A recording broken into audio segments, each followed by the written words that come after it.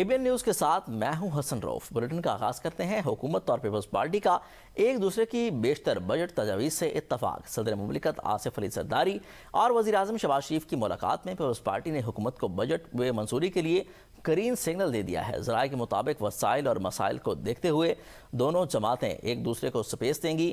بعض قابل عمل نکات پر تکنیکی کمیٹیاں مشاورت جاری رکھیں گی۔ دوران ملاقات آزاد کشمیر کی صورتحال پر بھی تفصیلی تبادلہ خیال کیا جائے گا۔ وزیر اعظم کو آزاد کشمیر کی تازہ ترین صورتحال پر بریفنگ دی گئی۔ ذرائع کے مطابق قیام امن، قانون کی بالادستی اور عوامی مسائل کے حل کو اولین ترجیح قرار دے دیا گیا۔ ملاقات کے دوران وزیر اعظم شہباز شریف سے گلگت بلتستان انتخابات میں کامیابی پر صدر آصف علی زرداری کو مبارکباد دی اور مسکراتے ہوئے کہا کہ نوجوان بلاول نے ہم سے بہتر انتخابی مہم چلائی، جس پر صدر زرداری نے جواب دیا، آخر بیٹا کس کا ہے؟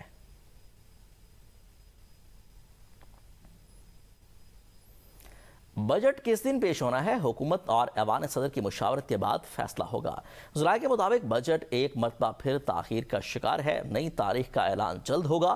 اس سے قبل 5 جون کو بجٹ آنا تھا، جو کہ 10 جون تک مؤخر ہوا۔ وفاقی بجٹ 2026-27 کی تاریخ ایک بار پھر تبدیل ہونے کا امکان ہے۔ ذرائع کا کہنا ہے کہ وفاقی بجٹ اب 12 جون کو پیش کیے جانے کا امکان ہے۔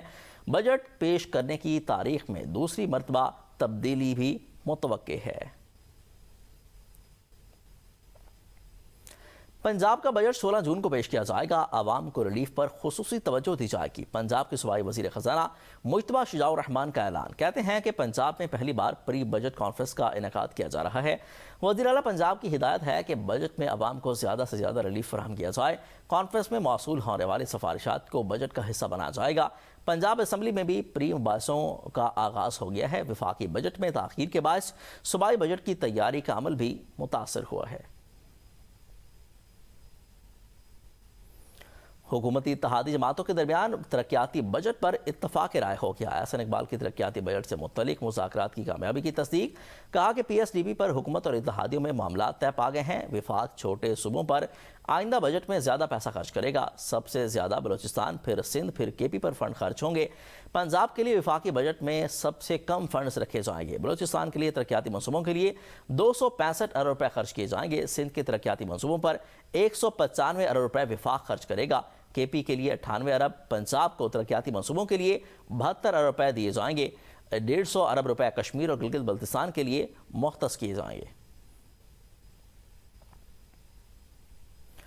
وزیر اعلیٰ خیبر پختونخوا سہیل آفریدی کی مولانا فضل الرحمان سے ملاقات ہوئی۔ پشاور میں مفتی محمود مرکز میں ہونے والی ملاقات میں باہمی دلچسپی کے امور، صوبائی حقوق کے حصول کے لیے مشترکہ جدوجہد اور آئندہ مالی سال کے وفاقی بجٹ پر بھی تبادلہ خیال کیا گیا۔ وزیر اعلیٰ خیبر پختونخوا کا کہنا تھا کہ صوبے کو NFC میں ضم اضلاع کا حصہ نہیں مل رہا۔ پنجاب نے خیبر پختونخوا کے لیے گندم کی فراہمی بند کر رکھی ہے۔ وفاق کی جانب سے گیس فراہمی میں رکاوٹیں تشویشناک ہیں۔ وزیر اعظم نے قومی اقتصادی کونسل کا کل ہونے والا اجلاس ملتوی کر دیا ہے۔ کابینہ ڈویژن نے اجلاس ملتوی کرنے کا متعلق کونسل ارکان کو آگاہ کر دیا ہے۔ وزیر اعظم کی زیر صدارت قومی اقتصادی کونسل کا اجلاس اب بدھ 10 جون کو ہوگا۔ قومی اقتصادی کونسل کا اجلاس وزیر اعظم ہاؤس میں 10 جون کو دن 11:30 بجے ہوگا۔ ذرائع کے مطابق قومی اقتصادی کونسل کا اجلاس چوتھی بار ملتوی کیا گیا۔ اس سے پہلے 22 مئی، 3 جون اور 8 جون کو ہونے والے قومی اقتصادی کونسل کے اجلاس کے ملتوی کیے جا چکے ہیں۔ پیپلز پارٹی اور نون لیگ کا گلگت بلتستان میں مل کر حکومت بنانے کا فیصلہ۔ ذرائع کے مطابق GB میں PP کا نون لیگ سے اتحاد PDM طرز پر ہوگا۔ ذرائع کے مطابق گلگت بلتستان میں حکومت سازی کے لیے دونوں جماعتوں کے درمیان رابطے جاری ہیں۔ پیپلز پارٹی اور مسلم لیگ نون کے درمیان پاور شیئرنگ فارمولے پر اتفاق رائے ہو گیا۔ GB میں وزیر اعلیٰ PP اور گورنر نون لیگ کا ہوگا۔ اتحادی حکومت میں وزارتوں کی تقسیم کا 60 اور 40% کا فارمولہ ہوگا۔ کابینہ میں پیپلز پارٹی کو اکثریتی، مسلم لیگ نون کو نمائندگی ملے گی، نمایاں نمائندگی ہوگی۔ حکومت سازی کی خد و خال طے کرنے کے لیے اعلیٰ سطح کی مشاورت جاری ہے۔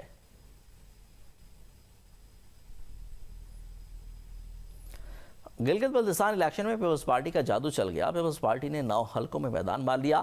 7 آزاد امیدوار بھی کامیاب۔ نون لیگ کی 4 نشستوں میں دوبارہ گنتی کا حکم، ایک نشست مجلس وحدت المسلمین کے حصے میں آئی۔ GB1 गिलगित में पीपल्स पार्टी के उम्मीदवार अमजद हुसैन 10,594 वोट लेकर जीत गए। GB2 गिलगित में नून लीग के उम्मीदवार हफीजुर रहमान 13,433 वोट लेकर कामयाब हुए हैं। GB3 में PTI हिमायत याफ्ता आज़ाद उम्मीदवार सैयद सुहेल अब्बास 7877 वोट लेकर कामयाब हुए। GB4 में पीपल्स पार्टी के उम्मीदवार मोहम्मद अली अख्तर 7,654 वोट लेकर कामयाब हुए। GB5 में पीपल्स पार्टी के उम्मीदवार जुल्फ़कार अली मुराद 2705 वोट लेकर फातेह करार पाए। GB6 हुंजा में PTI हिमायत याफ्ता आज़ाद उम्मीदवार नेक नाम करीम 6,390 वोट लेकर जीत गए हैं। GB7 में पीपल्स पार्टी के उम्मीदवार सैयद तौकीर मेहदी शाह 4320 वोट लेकर कामयाब हुए हैं।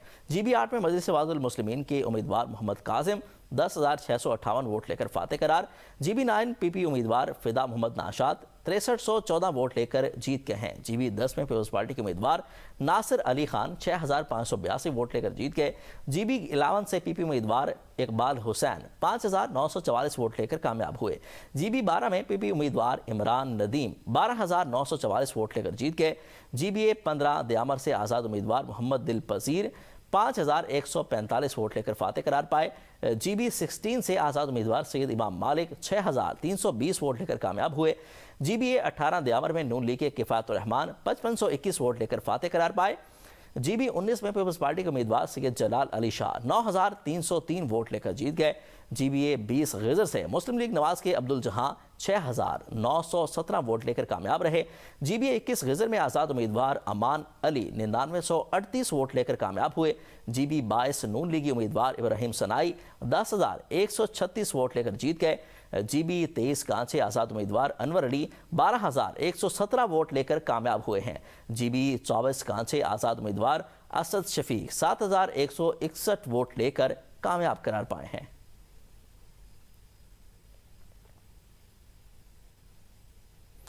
दयामर के हल्का 15 और 16 के 5 पोलिंग स्टेशनों पर री पोलिंग का हुक्म दे दिया गया। 15 जून को दोबारा वोटिंग होगी। Chief election commissioner Gilgit Baltistan ने दयामर के हल्का GBA 16 में दयामर 2 के 4 और हल्का GBA 15 दयामर 1 के 1 पोलिंग स्टेशन पर री पोलिंग की मंजूरी दे दी है। इलेक्शन कमीशन के जारी करदा नोटिफिकेशन के मुताबिक 15 जून को मर्द और ख़वातीन पोलिंग स्टेशनों पर दोबारा वोटिंग होगी। इलेक्शन कमीशन का कहना है कि शफाफ इंतखाबी अमल यकीनी बनाने के लिए री पोलिंग का फैसला किया गया, जबकि हतमी नताइज री पोलिंग मुकम्मल होने के बाद मुरतब किए जाएंगे।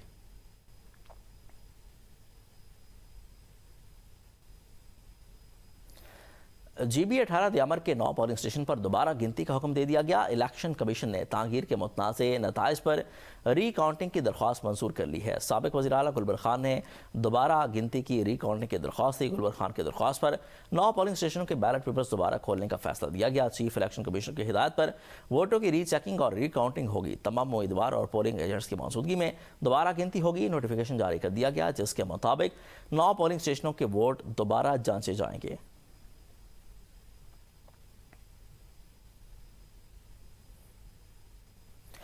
तहरीक इंसाफ का गिलगित बल्तिस्तान के इंतखाबात में धांधली का इल्ज़ाम, वाइट पेपर जारी करने का ऐलान। चेयरमैन PTI बैरिस्टर गौर का कहना है कि इंतखाबात में धांधली के खिलाफ एहतजाज और हल्फ के दिन गिलगित बल्तिस्तान में यौम स्याह बनाएंगे। वोट डालना अपने मनपसंद लोगों को पार्लिमान तक अवाम का पहुँचाना उनका हक है। हेरा फेरी करना और लोगों को अपना हक रायदही इस्तेमाल करने से रोकना जमहूरियत के खिलाफ साजिश है। इंतखाबात में प्री पोल धांधली की गई। खास मनसूबे के तहत PTI को इस पूरे अमल से बाहर निकाला गया। इस वक्त 70% पाकिस्तानी PTI के साथ हैं। हम इसे जाली और धांधली ज़दा इंतखाबात करार देते हैं।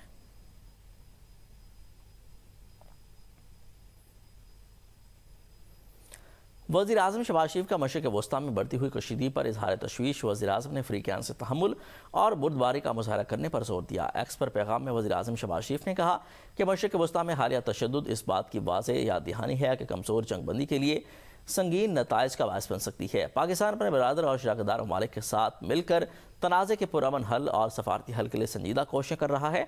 हतमी मकसद के हुसूल का वक्त बहुत करीब है। तमाम फ़रीक़ान अमन को एक और मौका दें। शहबाज शरीफ ने कहा कि पुरतशद्दुद और तबाही के बजाय अमन और सफारतकारी का रास्ता इख्तियार किया जाए। यही रास्ता कामयाबी की रोशन उम्मीद रखता है।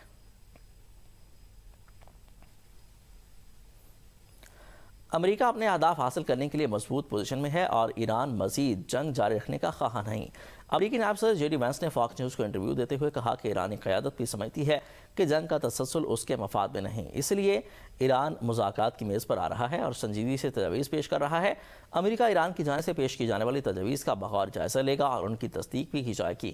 جے ڈی وینس کے مطابق سفارتی عمل کو آگے بڑھانے کے لیے دونوں فریقوں کے درمیان رابطے جاری ہیں۔ امریکی صدر کی اسرائیلی وزیر اعظم کا ساتھ چھوڑنے کی دھمکی، کہتے ہیں کہ نیتن یاہو کو خبردار کیا تھا کہ ایران کے ساتھ جنگ کا دائرہ پھیلا گیا تو اسرائیل تنہا رہ سکتا ہے۔ اسرائیلی میڈیا سے انٹرویو میں ٹرمپ نے کہا کہ ایرانی حملے کے بعد انہوں نے نیتن یاہو سے فون پر بات کرتے ہوئے درخواست کی تھی کہ اسرائیل ایران کے بیلسٹک میزائل حملوں کا جواب نہ دے۔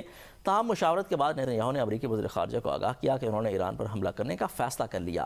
ایرانی حکام نے واشنگٹن سے رابطہ کیا اور کہا کہ وہ اسرائیل پر مزید میزائل حملے نہیں کریں گے۔ انہوں نے بھی یہ درخواست کی کہ اسرائیل بھی اپنی کارروائیاں بند کر دے۔ اس کے بعد ٹرمپ نے دوبارہ نیتن یاہو سے رابطہ کیا اور انہیں مزید حملے روکنے پر آمادہ کیا۔